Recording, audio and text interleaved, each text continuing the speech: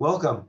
I'm Jonathan Cohen from Vanguard Gastroenterology and NYU Langone Health, and I'm here this evening with Ricardo, one of my patients, and we're here to have a conversation regarding colonoscopy and how it's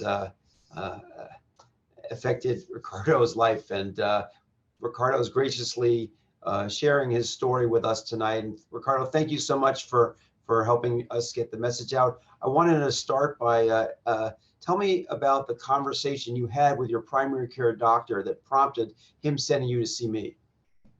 Well, I was just going to see him for a regular checkup, and we did some blood work and we got it back, and my iron was low.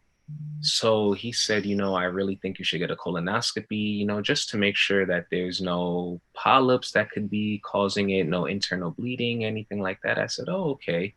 I didn't think anything of it at all. And so he sent me over to you, and here we are. Oh, did this freak you out? What was your initial reaction?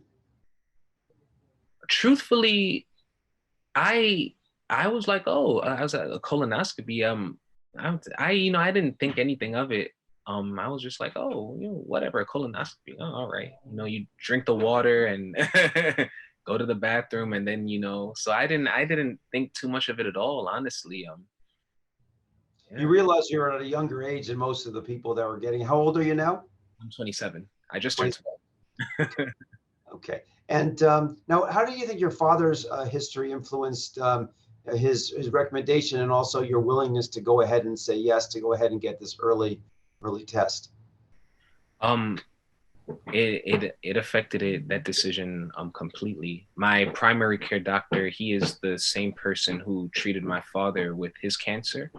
So I think just him knowing the history, really, he didn't want to take any chances. And so when speaking to my family about it, my mother especially, she didn't want to hear any putting it off or anything. She said, go ahead, get that taken care of, because you know just when depending on when you catch this thing, it can can make a big difference. So you came to me. We talked about the fact this wasn't really screening. We were actually pursuing um, symptoms or signs. The fact of your relatively low iron stores, and in light of you being at a higher risk, certainly because of your father's history. And so that's really our conversation as it went along. Tell me about the experience of the colonoscopy. Was it what you expected? Was it different in some way? I i i don't know what you're supposed to expect when you're going for a colonoscopy. Everybody was the one thing everybody, because my sister has been getting them for a little while. My mother every 3 years gets hers done, and they were saying the worst thing is, you have to drink that stuff, you have to drink that stuff. I drank it. I was like, oh, it's not that bad. And like, oh, it might be worse. But Right. when I got to the place, everybody was super nice. It was, I have no complaints.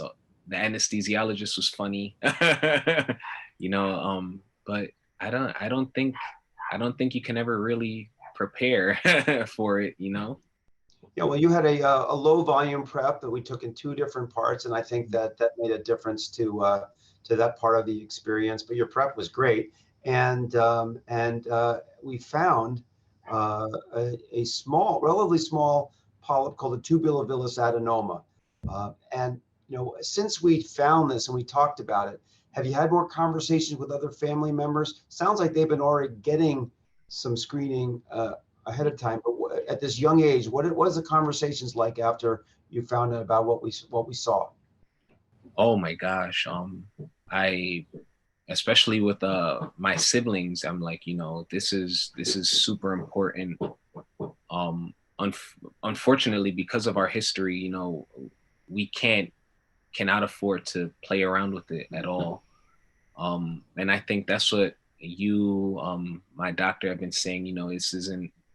This isn't something that you can really, given your history, it's not something you can sleep on, so to speak. So the conversation is there. It's more about, as long as you stay on top of it, then you should be fine. Now, we talked a little bit about what we're going to do to stay on top of it and follow up. And so what's your understanding about the reason why we have to go back and look in the future, and the best ways to do that? My understanding is that you want to make sure that the polyp was taken out entirely and that there was nothing left behind. So we do the follow up, and then after that, we get on like a schedule of every 3 years, I believe. So just to make sure that everything is out and that nothing is remaining and there's no residuals from what you extracted. Right, and we talked about the idea of also that you don't make these polyps elsewhere. That's the idea of looking in the future, and also the idea about what to tell your family members about how to go and get screened. And they're now considered high risk. So Yeah. not just because of your father's history, but also because your history of the polyp, an advanced polyp, meaning with these features called tubulovillus, precancerous, but at an early age. So they're going to be looking with some frequency and with colonoscopy, as opposed to some other sort of screening tests, because they're in that high risk group. So have you spoke specifically to your sister or anyone? How many siblings do you have? I have one sister and one brother. Okay. Yeah. So are they both on board? My sister, she just got one in July, and my brother is preparing to get his this summer.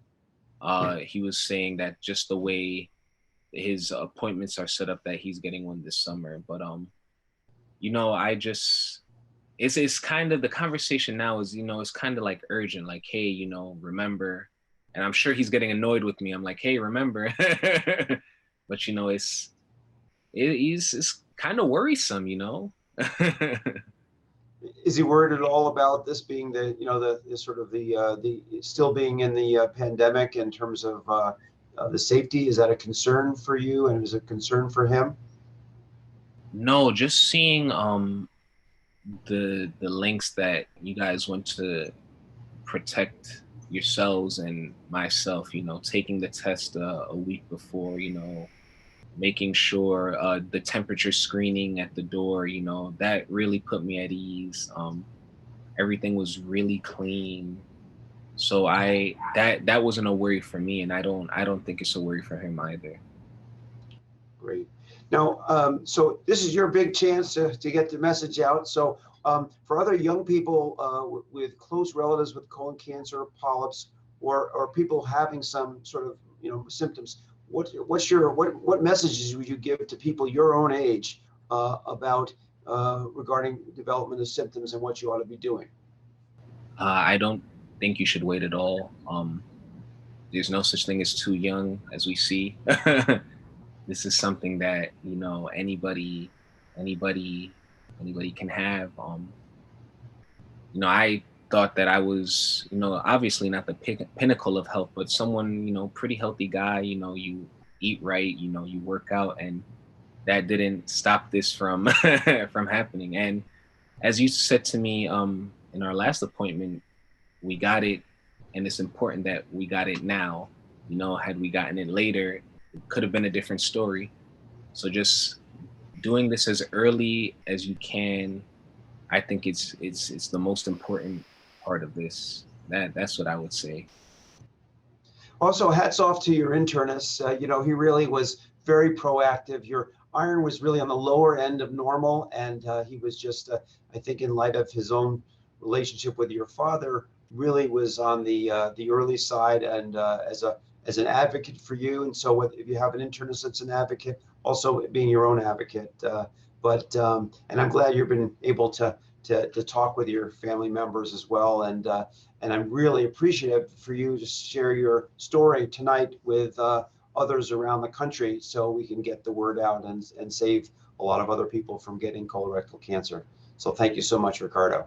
Yeah, thank you, doctor. I'm really appreciative to you also. I really do appreciate everything, and I thank you so much. You're most welcome.